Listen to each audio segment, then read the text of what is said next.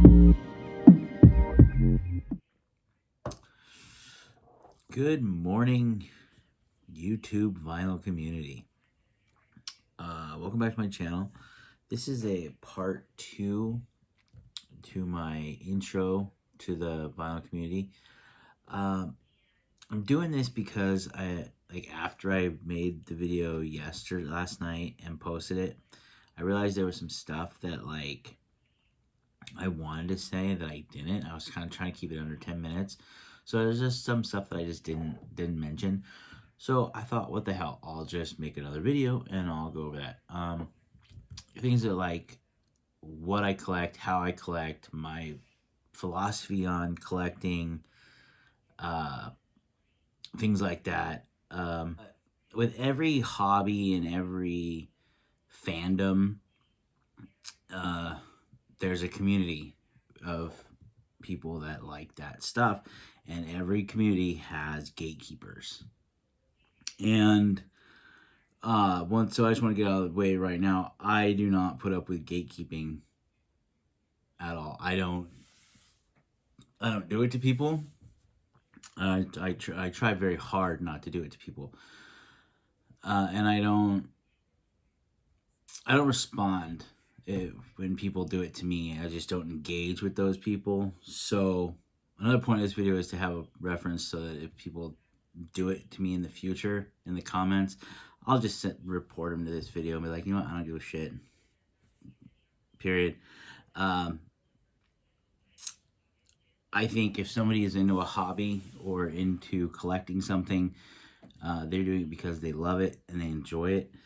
And for people to tell them they're not doing it right because they don't have the best this or the best that, or they're not displaying it properly, or whatever it might be, that's not what it's about. You know, for me, this is a hobby that I enjoy because I love music, always have, and I've always loved vinyl. I'm going back to when I was a little kid with my grandfather, and he had a huge record collection, and I have. One sec, I'm gonna cut over here and I'll see if I can find this album. It was one of his, and it was like the first vinyl album I can ever remember listening to. And when he died, it was one thing I made sure I grabbed. I'll show it to you.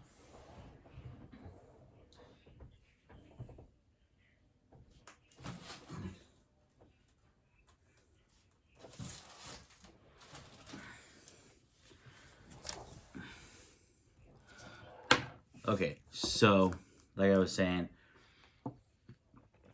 my love of vinyl goes all the way back to when I was, I don't remember how old I was. I was probably less than 6 at least. But I remember my grandfather listening to this album right here, Slim Whitman, Songs I Love to Sing. And this was this. Look at that. Look at that. Look at that. There's a man right there. I just, this was my introduction to vinyl, and from this day on, I mean, he taught me how to clean them, taught me how to handle them properly, at like 4 years old. And so I've always had that love for vinyl, and I've always wanted to collect, and just never put the effort into it until the last couple of years. I really gotten into it. And so for me, I collect what I like. I don't collect stuff. Everybody's got these videos, top 20 albums every vinyl collector has to have, and that's what I say to that.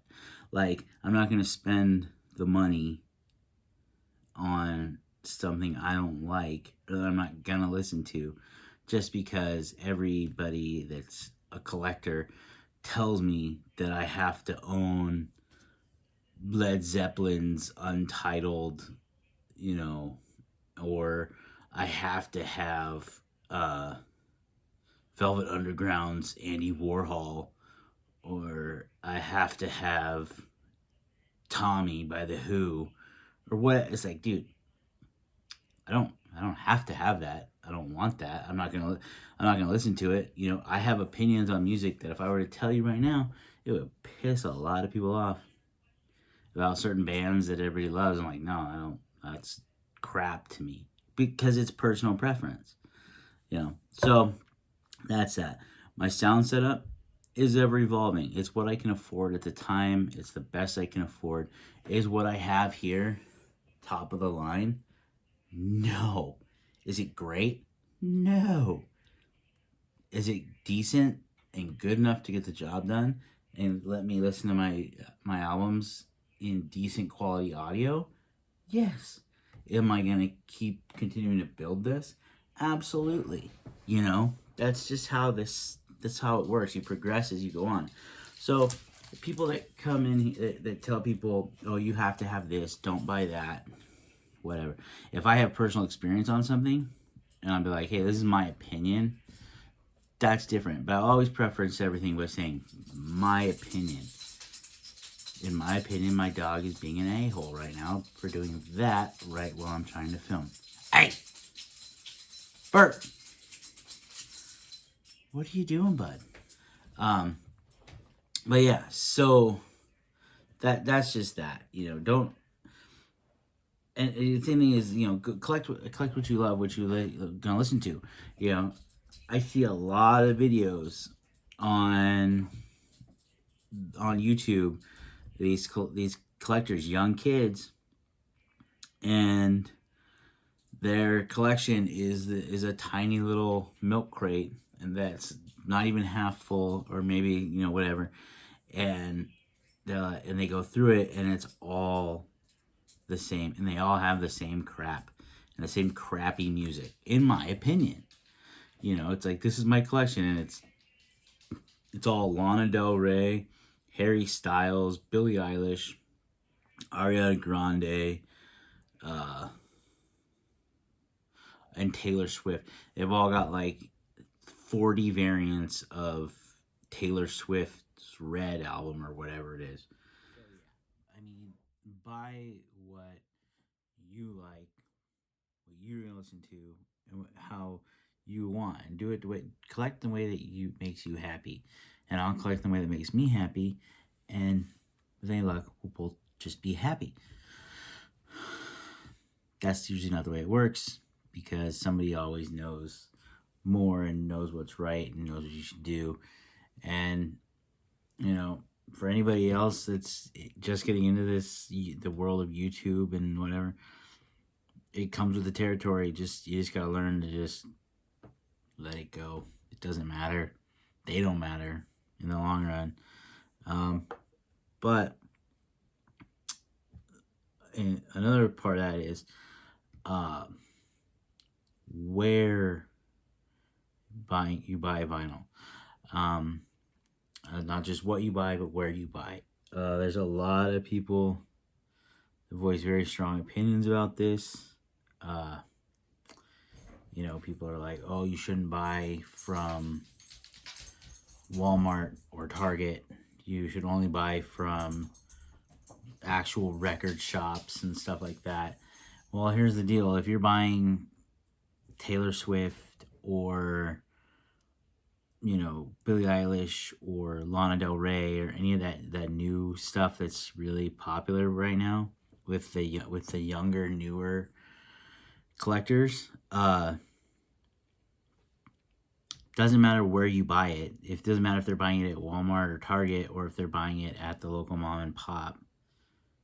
It's coming from the same price. The quality isn't going to be any different, is what I'm trying to say. I will agree that I prefer to spend my money at a mom and pop local shop, just because I believe in supporting local small business. Always have, always will, and you should too. Over big conglomerates like Walmart, Target, so like that. Absolutely. Will I buy from those places? I do, and I have. I don't on a regular basis buy from those places. Because Can't give you an idea what I'm trying to say. So we decided we were gonna get some Christmas music this year. And the first album we bought, we were at Target, and they had this Bing Crosby Christmas album. It was like $13, but it came on this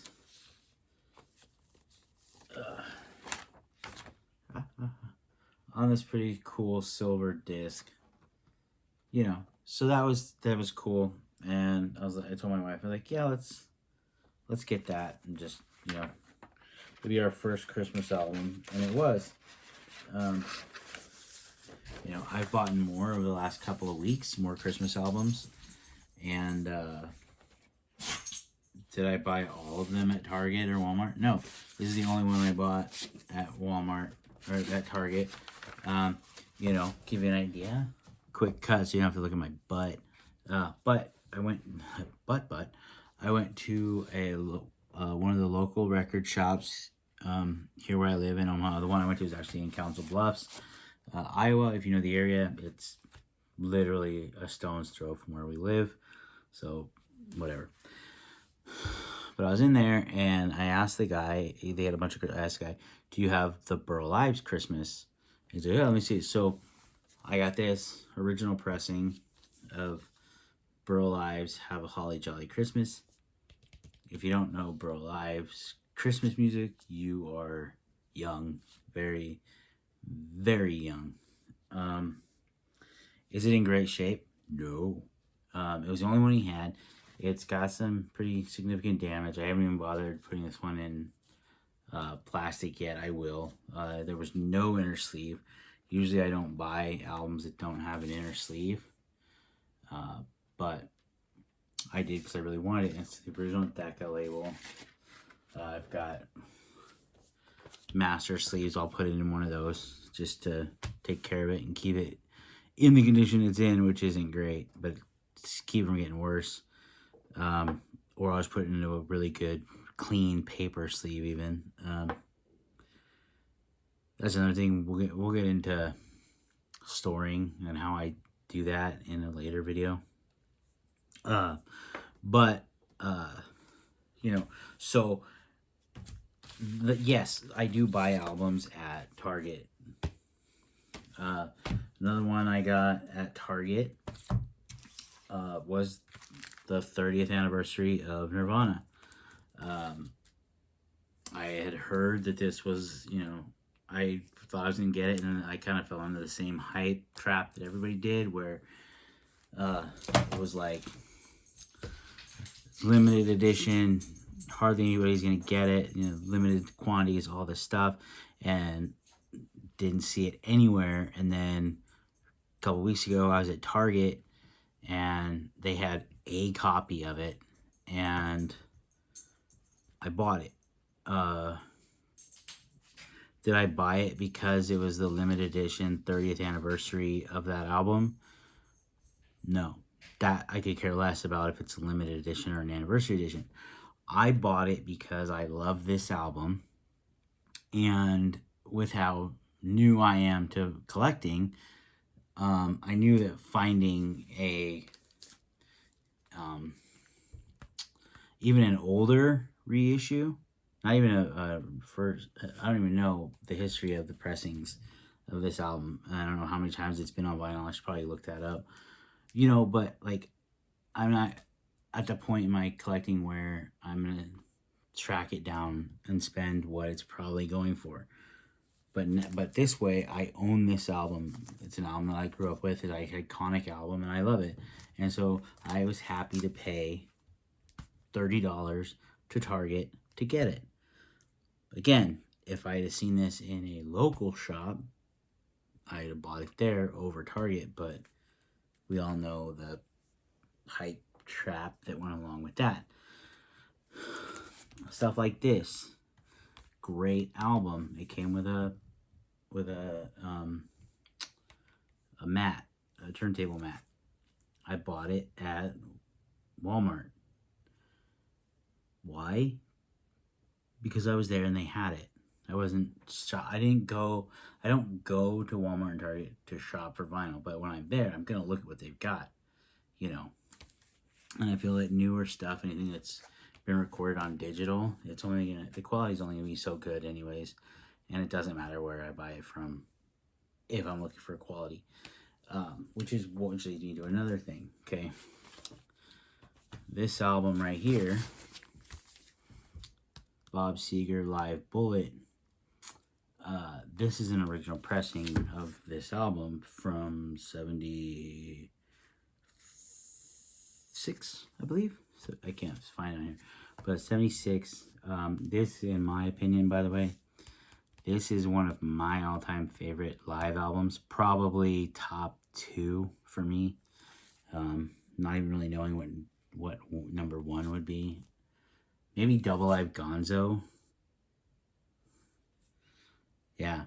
Anyways, this album just got re-released this year with an anniversary edition. I found this. Apparently, this is a very easy album to find, I've discovered.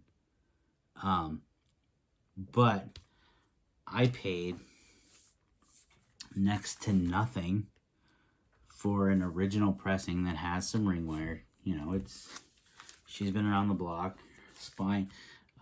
Spine's in good shape. This was one of like 10 copies I saw at the store when I bought it, and I went through all of them and found the best one. And this one wasn't the best looking on the face. It was definitely not even close to the best looking as far as the ringware issue goes. But this one was it was the only one that didn't have a totally blown out spine. That's why I chose this one. And the vinyl was probably in close to the best condition. I probably could have been super shady and just like mix match, and they never would have known. But that's dishonest, and I'm not going to do that.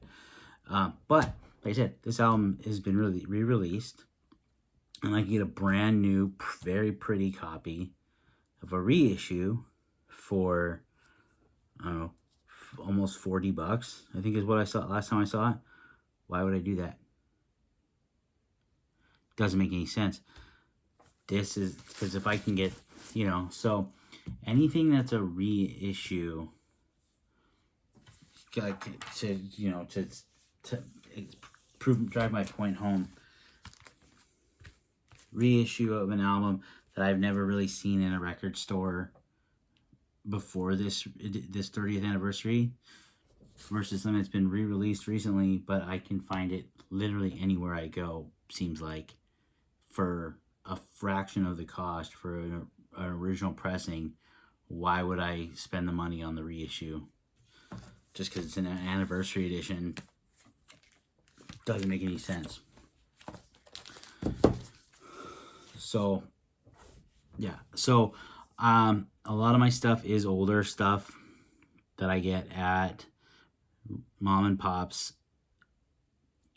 But if you do shop exclusively at Walmart, Target, Urban Outfitters, wherever, that's your bag. You do what you want to do. Yeah.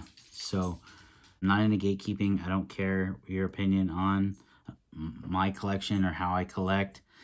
And I won't try to tell you how to work your collection, anything like that. Yeah, there's just a lot of things that people do that I try to not to be a part of and try not to perpetuate. So, that's what that is. There are things people say and do that are no-nos that we all know, like improper handling of vinyl. And I'm guilty of it from time to time. Not very often, but extremely rare cases.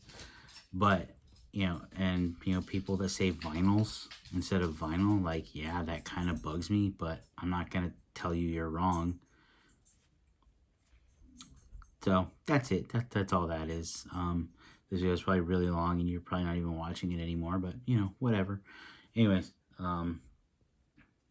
that's it. Hopefully, see you next time. Later.